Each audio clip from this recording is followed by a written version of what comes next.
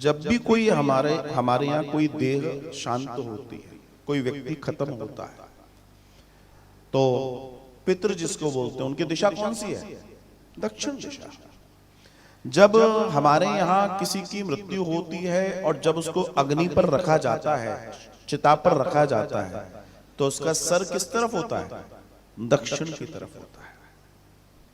हमेशा ध्यान रखना, जब भी किसी को चिताग्नि दी जाती है उसका सर दक्षिण की ओर होता है और पैर उत्तर की ओर होता है।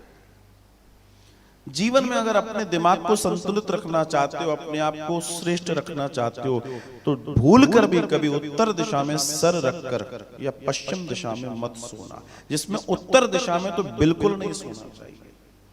अगर आप उत्तर दिशा में सर रखकर सोएंगे, आपको सर दर्द की प्रॉब्लम, अनिद्रा की प्रॉब्लम, एंजाइटी, आपको अंदर घबराहट, अनेकों प्रकार की प्रॉब्लम्स आ जाएंगी।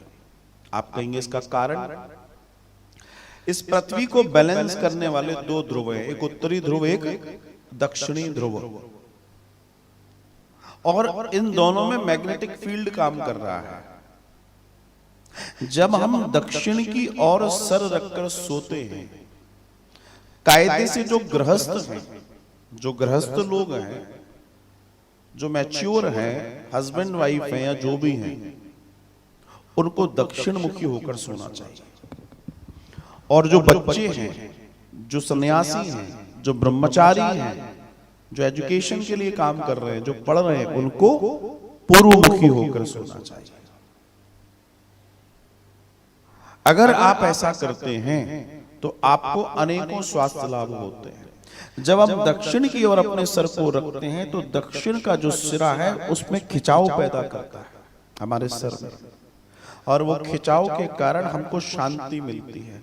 लेकिन जब उत्तर की तरफ सर करते हैं तो वो दबाव पैदा करता है और दबाव से हमको डिस्टर्बेंस होता है। जब दक्षिण की तरफ सर रख के किसी मृत व्यक्ति को चिता पर रखा जाता है तो दक्षिण में इसलिए रखा जाता है कि इसके अंदर जो प्राण है उसको वो ध्रुव खींचता है। किसी भी सूरत में उसमें जरा भी प्राण ना बच जाए, पूरे खिंचाव आता है, इसलिए दक्षिण की तरफ सर होता है, जिससे खिंचाव बना रहे और वो मुक्त हो जाए, उसमें किसी भी सूरत में जरा भी कुछ रह ना जाए। इसलिए हमारे यहाँ आपने देखा होगा चिता कुछ देर जल जाती है तो एक क्रिया होती है जिसको बोलते हैं, क्या बोलते हैं?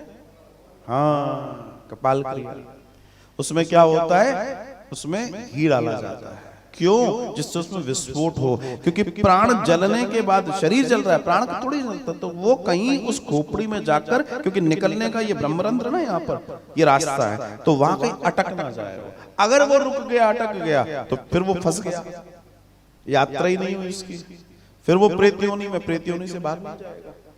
सोचो इतना माइक्रो साइंस है सनातन में, तो इसलिए वो क्रिया की जाती है। जब हमारे यहाँ कोई व्यक्ति अपने मुंडन कराता है या बाल देता है, तो आपने देखा होगा जब हमारे यहाँ किसी का कोई स्वजन चला जाता है, स्पेशली पिताजी, तो मुंडन की प्रक्रिया है। और जो व्यक्ति दाग दे रहा है, जो व्यक्ति अग्नि दे रहा है, उस व्यक्ति को तो विशेष है। क्यों है? क्योंकि जब वो कपाल क्रिया होगी और जब उसमें विस्फोट होगा तो उसकी जो ऊर्जा निकलेगी, वो जो उसका प्रियजन जो बड़ा था, दरअसल ये योजना वैसे देखा जाए तो सिर्फ पिता के लिए है और एक पुत्र के लिए है, जो पुत्र जिसकी पगड़ी होगी, रस्म पगड़ी होगी, बड़ा ज्येष्ठ, तो उसके विस्फोट से जो उसकी ऊर्जा निकलेगी, चूंकि उसने मुंडन करा रखा है, तो वो सीधे उसमें ट्रांसफर होती है और वो फिर उस परिवार का मुखिया और वही गुण संपन्नता उसमें प्रवेश कर जाती है। ट्रांसफॉर्म की प्रक्रिया है, ट्रांसफर होने की प्रक्रिया है।